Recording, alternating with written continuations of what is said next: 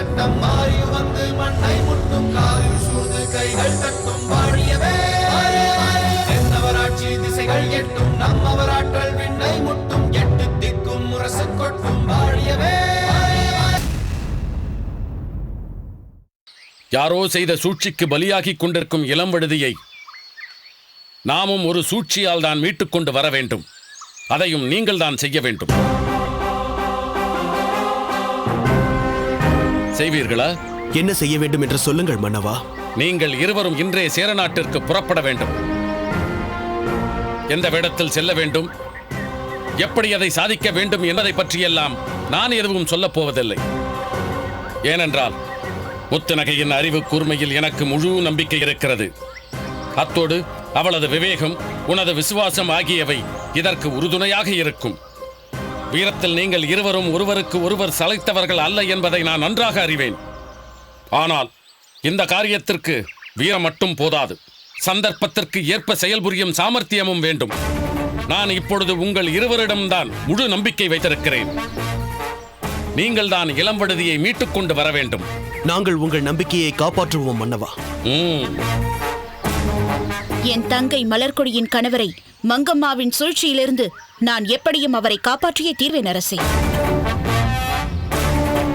நாங்கள் வந்தால் பாண்டிய இளவரசரோடு தான் வருவோம். ஒருவேளை நாங்கள் வர முடியாமல் போனாலும் பாண்டிய இளவரசர் வந்தே தீர்வார். எங்கள் சோழ நாட்டின் மீது ஆணை. அன்பு செல்வங்களே, இத்தகைய வீர சிங்கங்கள் என் அருகே இருக்கும் பொழுது இவ்வளவு நாட்கள் தாமதித்து விட்டேன். இன்றே புறப்படுங்கள். நீங்கள் எங்கு செல்கிறீர்கள் என்பது யாருக்கும் தெரிய வேண்டாம். ஆணை மன்னவா, விடை கொடுங்கள். பார்த்திவா, நீ ஏதோ கோரிக்கை என்றாயே, அது என்ன? அதைத்தான் தாங்கள் நிறைவேற்றி விட்டீர்களே மன்னவா. அது எப்படி? சேர நாட்டிற்கு ரகசியமாக சென்று வர அனுமதி கொடுங்கள் என்றுதான் கோரிக்கை வைக்க விரும்பினோம். அதை நாங்கள் கேட்காமலே நிறைவேற்றி விட்டீர்கள். ஓஹோ, உங்கள் கோரிக்கை நிறைவேறிவிட்டது. அரண்மனையில் உள்ள அனைவரது கோரிக்கையும் நிறைவேறும் வகையில் சாதித்து விட்டு வாருங்கள். ஆணை மன்னவா. விடை கொடுங்கள் மன்னா. சென்று வாருங்கள்.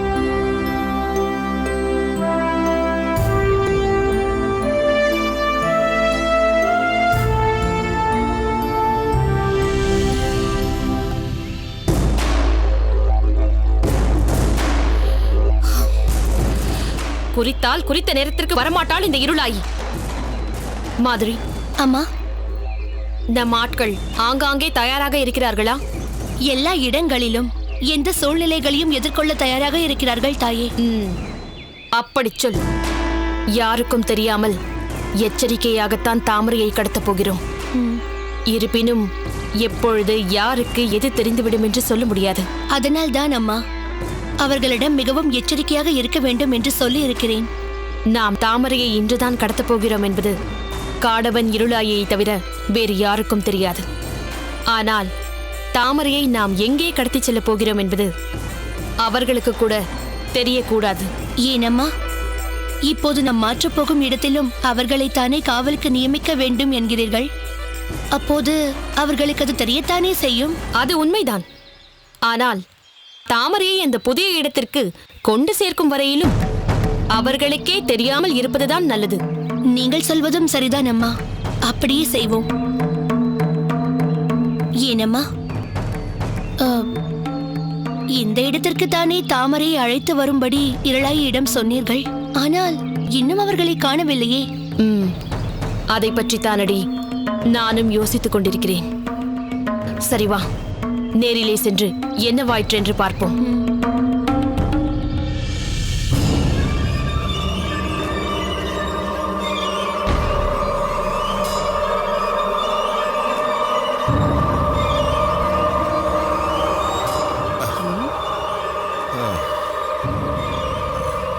ஏன் நின்று விட்டீர்கள்? மங்கம்மா தேவியார் அங்கு காத்துக் கொண்டிருப்பார். அவராக கோபமாக இங்கு வருவதற்கு முன்னால் நாம அங்கு சென்று விடுவதுதான் நல்லது. என்ன நடந்தாலும் அதை ஏற்றுக்கொண்டுதானே தீர வேண்டும். வாருங்கள்.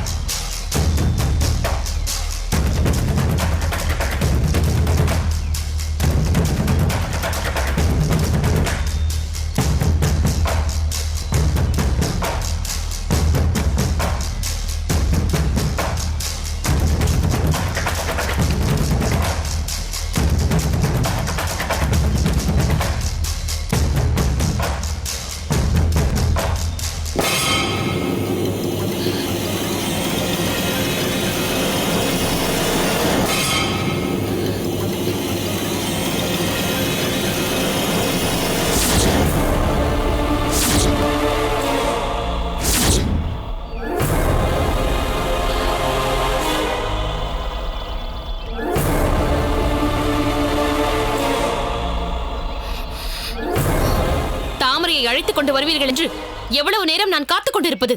ஏன் அவளை அழைத்துக் கொண்டு வரவில்லை? சொல் இருளாயி. காட்டு மாளிகையிலிருந்து தாமரையை அழைத்துக் கொண்டு வர சொல்லியிருந்தேனே, ஏன் அழைத்துக் கொண்டு வரவில்லை? அது தாமரை தப்பித்து விட்டாள் தாயே.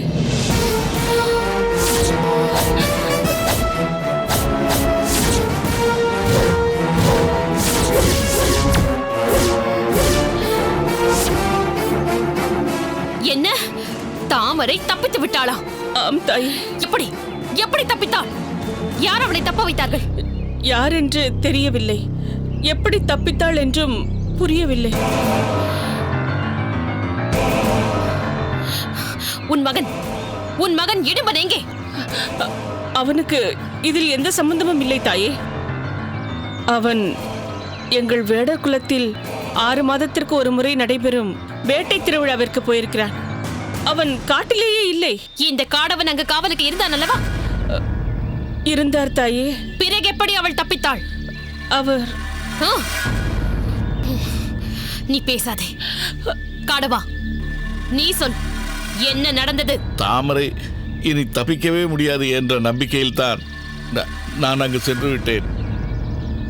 பணங்கள் இந்த அளவிற்கு இருக்கும் என்று எனக்கு தெரியாது. இதுவரை நான் இப்படி ஆனதே இல்லை. ஆனால் நான் குடித்து விடுவேன். என்ன? இல்லை இல்லை, பிடித்து விடுவேன். தாமரையை எப்படியாவது பிடித்து கொண்டு வந்து விடுவேன். இருளாயி, என்ன இதெல்லாம்? உங்களை நம்பி இவ்வளவு பெரிய பொறுப்பை ஒப்படைத்ததற்கு இதுதான் பலனா? நான் உங்களுக்கு பொற்காசுகளை கொட்டி கொடுத்ததற்கு உன் கணவன் காட்டிய நன்றி கடன் இதுதானா? தாமரையை மையமாக வைத்துக் கொண்டு நான் எவ்வளவு பெரிய திட்டம் தீட்டியிருந்தேன் என்று உங்களுக்கு தெரியுமா? இவ்வளவு காலமாக அவளை இங்கு கொண்டு வந்து அடைத்து வைத்ததற்கு எந்த நன்மையும் இல்லாமல் போய்விட்டதே. இதற்காக நான் செய்த செலவெல்லாம் வீணாகிவிட்டதே. அம்மா, பதற்றப்படாதீர்கள். இதைவிட கடுமையான பிரச்சனைகளை எல்லாம் தாங்கள் கடந்து வந்தவர். இதற்கும் ஏதேனும் மாற்று வழி கிடைக்கும். எந்த வழி கிடைத்தாலும் அவள் கிடைக்க மாட்டாளே.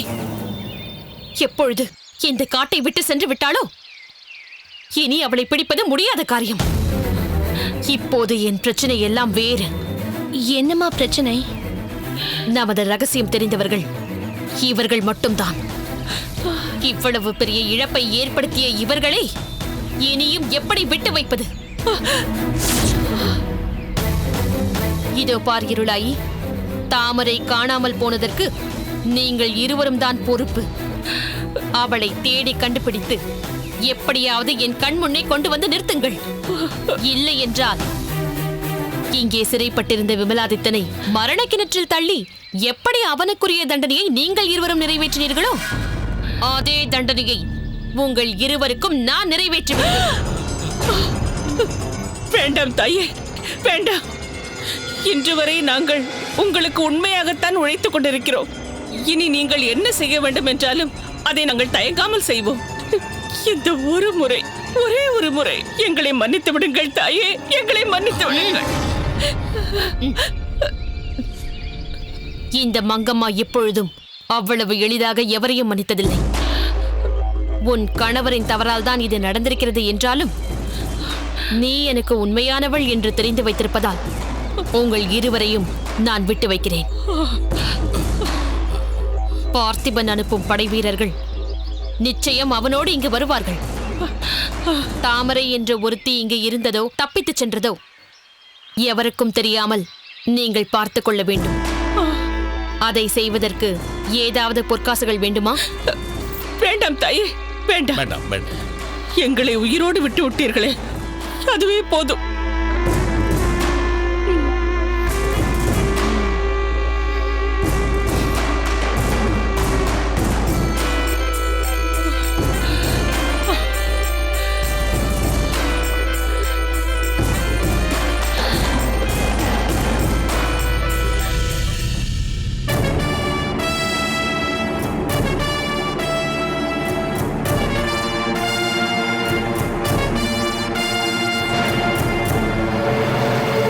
மன்னவா, சோழ மன்னர் தங்களுக்கு அனுப்பியிருக்கும் இந்த மடலில் உள்ள செய்தி நாம் உடனடியாக ஒரு தீர்மானத்திற்கு வந்து செயல்பட வேண்டும் என்பதை நமக்கு உணர்த்துகிறது. உண்மைதான் மன்னவா. நம் பாண்டிய இளவரசருடன் சென்ற 4 வீரர்களில் ஒருவரை கூட மிச்சமில்லாமல் கொன்றுவிட்டார் சேர மன்னர் என்றால் அது திட்டமிட்ட சதி என்பது தெள்ளத் தெளிவாக தெரிந்துவிட்டது. இவ்விதம் செய்துவிட்டு இது தற்கொலை என்று சொல்கிறார் என்றால் அது எவ்வளவு கயமைத்தனம் மிகுந்த செயல். அந்த வீரர்களை அழித்ததன் மூலம் அடுத்தது இளம்பழுதிதான் என்று எச்சரிக்கிறார்களா? அப்படியாவது பாண்டிய நாடு அவனிடம் பணிந்து எங்கள் பிள்ளையை தந்துவிடு என்று மடிப்பிச்சை கேட்கும் என எதிர்பார்க்கிறார்களா? அப்படிப்பட்ட இழிந்த நிலைக்கு இறங்கி வந்துவிடவில்லை பாண்டிய நாடு. இனியும் நாம் தாமதிக்க கூடாது. நமது பாண்டிய நாட்டின் வலிமை எத்தகையது என்பதை நாம் அவனுக்கு நிரூபித்து காட்ட வேண்டும். ஆம் மன்னவா, இனியும் நாம் அமைதி காப்பதில் அர்த்தமே இல்லை. மன்னவா, சேர மன்னன் பாண்டியர்கள் நீண்ட காலமாக போர் நடத்தாததால் கோழையாகி விட்டார்கள் என்றும் இனி நாம் என்ன செய்தாலும் நம்மை ஏதும் கேள்வி கேட்க மாட்டார்கள், பாண்டிய இளவரசரை பணயமாக வைத்து பாண்டிய நாட்டின் மீதே படையெடுக்கலாம் என நினைத்து விடுவான். அதற்கு அவருக்கு அவகாசமே கொடுத்து விடக்கூடாது மன்னவா. மலைகளையே அரணாக கொண்டவர்கள் என்ற மமதையில் தானே அவர் அப்படி ஆணவத்தோடு செயல்படுகின்றார். பாண்டிய நாடு 2 பிரளயங்களை கண்ட நாடு என்பதற்கு அடையாளமாக பாண்டிய படை பிரளயமாக புறப்பட்டால் மலைகளையே மூழ்கடித்து விடும் என்று அவருக்கு உணர்த்த வேண்டும். வில்லுக்கு முன்னால் கயல் என்ன செய்யும் என்று நினைத்து விட்டான் அந்த சேரலாதன். கயல் சுறாவாக மாறினால் வில் பிடித்தவர்களையே விழுங்கிவிடும் என்று உணர்த்த வேண்டும். அமைதி காக்கும் நம் பாண்டிய மன்னர் ஆவேசத்தோடு பொங்கி எழுந்தால் அந்த சேர நாடை பூண்டற்று போகும் என்பதை நாம் நிரூபிக்க வேண்டும்.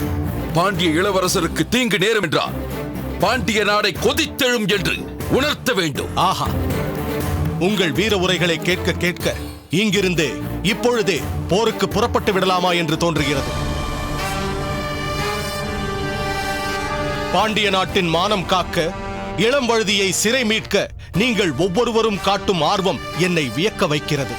மன்னவா, தங்களுக்குள் பல்வேறு கருத்து வேறுபாடுகள் கொண்டவர்களாக இருந்தாலும் பாண்டிய இளவரசரை மீட்டு வர வேண்டும் என்ற கருத்தில் அனைவரும் ஒரே மனதாக இருப்பது பாண்டிய நாட்டின் வீரத்திற்கும் ஒற்றுமைக்கும் அடையாளமாக விளங்குகிறது. சீறி பாயும் இளம் சிங்கங்கள் போருக்கான வாய்ப்புக்காக காத்திருக்கிறார்கள். இனியும் தாங்கள் காத்திருக்க கூடாது. பொருத்தமாக சொன்னீர்கள் அமைச்சரே.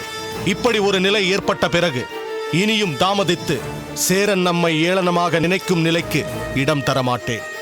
பாண்டியர் குல முதல்வர்களில் ஒருவரான பாண்டியன் முதுகுடுமி பெருவழுதியை நெட்டிமையார் என்ற புலவர் தேர்கள் ஓடிய பகைவரின் வீதிகளில் கழுதைகளை பூட்டி உழுதாய், புள்ளினங்கள் ஒலி செய்த வயல்களிலே குதிரைகளை ஓட்டி அவற்றை அழித்தாய், காவற்குளங்களில் யானைகளை விட்டு பாழ் செய்தாய்.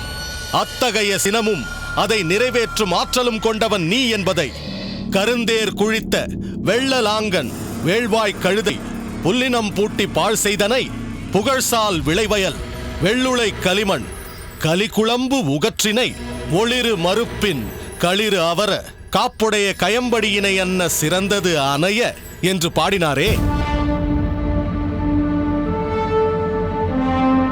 அந்த பாடல் இந்த பெருவழுதிக்கும் பொருந்தும் என்று நிலைநாட்டுகிறேன். இளையவர்களுக்கு சிறப்பிடம் தர வேண்டும் என்ற முறையில் நமது தேர்ப்படை, யானைப்படை, குதிரைப்படை இவற்றுக்கு இவர்களே படைத்தலைமை ஏற்கும் பொறுப்பை தருகிறேன். மகேந்திரா மன்னவா, இந்த போரில் செழியன், மணிமாறன் இருவருக்கும் சமமாக உனக்கும் ஒரு படைப்பிரிவின் தலைமை பொறுப்பை தர நினைக்கிறேன். அதை சிறப்பாக செய்வாய் அல்லவா? அத்தகைய வாய்ப்புக்காக நான் காத்திருக்கிறேன் மன்னவா. பாண்டிய நாட்டில் பல வீரர்களை உருவாக்கிய வீரபாகுவின் மகன் என்பதை நான் நிரூபிப்பேன். தாங்கள் கொடுக்கும் பொறுப்பை சிறப்பாக செய்து பாண்டிய நாட்டிற்கு பெருமை தேடி தருவேன். அப்படி சொல் மகேந்திரா. நாம் இப்போது நடத்த போகும் போர் நான் தலைமையேற்று நடத்த போகும் போர். எனது இரு பக்கமும் எனது வலது கரமாக என் அக்கையாரின் கணவர் வீரபாகு இருப்பார், இடது கரமாக பிரதான சேனாதிபதி மார்த்தாண்டன் இருப்பார். நமது பாண்டிய பெரும்படையின் எழுச்சி கண்டு தமிழ்நாடே திகைக்க வேண்டும். சங்கொலியும் முரசொலியும் கொம்புகளின் ஒலியோடு இணைந்து விம்மி விரிந்து எங்கெனும் பறந்து 8 திசைகளிலும் முட்டி மோதி எதிரொலிக்க வேண்டும். வெண்கொற்ற குடைகளும் மயிர்பீலி குடைகளும் பல வண்ணங்களில் உருவாக்கப்பட்ட வெவ்வேறு விரிந்த குடைகளும் எங்கும் நிறைந்து சூரிய ஒளியே தடைபட வேண்டும். மலையெல்லாம் யானைகளானதோ, காற்றெல்லாம் குதிரைகளானதோ, முகிலெல்லாம் தேர்களாய் வந்ததோ, கடலெல்லாம் காலாட்படைகளாகி பொங்கி எழுந்ததோ எனும்படி 4 வகை படைகளும் இந்த போரில் பூரணமாக இடம்பெற வேண்டும். செழியா மன்னவா, நமது தேர்ப்படைகளுக்கு தலைமை தாங்கி வழி நடத்தும் பொறுப்பை உன்னிடம் தருகிறேன். தங்கள் ஆணைப்படியே நமது தேர்ப்படையை உருவாக்குகிறேன் மன்னவா. காட்டிலும் மேட்டிலும் களத்தில் பாயும் குருதி ஓட்டத்திலும் கூட வாட்டமின்றி ஓடுபவையாக அதன் உருளைகளை உருவாக்குகின்றேன். தேர்களின் இரு புறமும் நான் அமைக்கும் இறக்கைகள் இவை முன்னால் பாயுமே தவிர பின் வாங்கவே தெரியாது என்பதை நான் உணர்த்துகிறேன். எண்ணற்ற வாள்களும் ஈட்டிகளும் எப்பொழுதுமே அந்த தேர்களில் நிறைந்திருக்கும்படி செய்கின்றேன். விதானங்களில் அள்ள அள்ள குறையாத அம்பார தோணிக்களை குவித்து வைக்கின்றேன். அருமை, அருமை. மணிமாறா, உனக்கு யானைப்படைகளை நடத்தும் பொறுப்பை தருகிறேன். மன்னவா, இன்றே நமது யானைப்படை முழுவதையும் ஒன்று திரட்டுகிறேன். அவற்றின் கன்னங்களில் இருந்து மதநீர் கடல் போல் பெருகும். அவற்றின் கண்களில் இருந்து கடற்பொறி பறக்கும். பகைவர்களை குத்தி கிழிக்கும் அவற்றின் கொம்புகள் பிறைச்சந்திரன் போல் காட்சி தரும். அந்த யானைகள் அண்ட கோலங்கள் அதிரும்படி பிளிரும். இவை யாவும் சேர்ந்து கடலை படைக்கும் மலையுண்டோ, கனவை விளைக்கும் முகிலுண்டோ, உடலை பிளக்கும் பிறையுண்டோ, உலகை குலைக்கும் இடியுண்டோ என்று பகைவர்களை நடுநடுங்கச் செய்யும். அற்புதம், அற்புதம். மகேந்திரா, நான் உனக்கு வாக்களித்தபடி குதிரை படைப்பிரிவை செலுத்தும் பொறுப்பை உனக்கு வழங்குகிறேன். மன்னவா, எனது படைப்பிரிவில் உள்ள குதிரைகள் பகைவரை அதிர வைத்தன என்று சொல்லும்படி அவற்றை உருவாக்குகின்றேன். சூறைக்காற்று பாய்ந்து வருகிறதோ, உழித்தி முண்டெழுந்து வந்துவிட்டதோ என்று சொல்லும்படி அவற்றை செலுத்துகிறேன். வாயு வேகம், மனோவேகம் என்று சொல்பவர்கள் பாண்டிய படையின் புறவி வேகத்திற்கு அவை ஈடாகாது என்று சொல்லும்படி செய்கிறேன். பயிற்சி பெற்ற நமது குதிரைகள் களத்தில் எந்த பகுதியில் இருந்தது, எந்த பகுதியில் புகுந்தது என்று சொல்ல முடியாதபடி களமெங்கும் பாய்ந்து செல்லும்படி செய்கிறேன். ஆஹா, இதைத்தான் நான் உன்னிடம் எதிர்பார்த்தேன் மகேந்திரா. நீயும் இதை செய்வாய் என்ற உறுதி எனக்கு ஏற்பட்டு விட்டது. நானும் என் அக்கையாரின் கணவரும் காலாட்படைகளை சிறப்பாக உருவாக்கும் முயற்சியில் ஈடுபடுகிறோம். இவை அனைத்தும் சிறப்பாக நடைபெறுகிறதா என்று கண்காணிக்கும் பொறுப்பை சேனாதிபதி மார்த்தாண்டனுக்கு வழங்குகிறேன். பாண்டிய பேரரசே, போரை நடத்துவதில் தாங்கள் காட்டும் எளிமை என்னை மிகவும் வியப்பில் ஆழ்த்துகிறது. வழக்கமாக மன்னர்கள் படையெடுப்பின் போது தேர்ப்படையைத்தான் தங்களுக்குரியதாக ஏற்றுக்கொள்வார்கள். ஆனால் தாங்களோ காலாட்படையை வழிநடத்தலாம் என்கிறீர்களே. தாங்கள் அறியாதது என்ன இருக்கிறது? தேர், கரி, பரி என்பவற்றை நடத்தும் வீரர்களுக்கு அவையே ஆதாரமாக விளங்குகின்றன. ஆனால் காலாட்படையின் படைகள் எத்தனை காலம் செல்ல வேண்டும் என்றாலும் நடந்தே செல்ல வேண்டியவர்கள். வீர வடுக்களை ஏந்திய மேனியோடு காடும் மலையும் கடந்து வருவார்கள். நாட்டுக்காக தம்மையே ஒப்படைத்த தியாகசீலர்கள். அவர்களை மன்னரே முன்னின்று வழி நடத்துகிறார் எனும் போது அவர்கள் மிகவும் உற்சாகம் அடைவார்கள் அல்லவா? பொருத்தமாக சொன்னீர்கள் மன்னவா. படைகளை உருவாக்கும் பணி இன்றே தொடங்கட்டும். அவரவருக்கென தரப்பட்ட படைப்பிரிவுகளை வலிமைப்படுத்தும் பணியில் அவரவர் ஈடுபடட்டும்.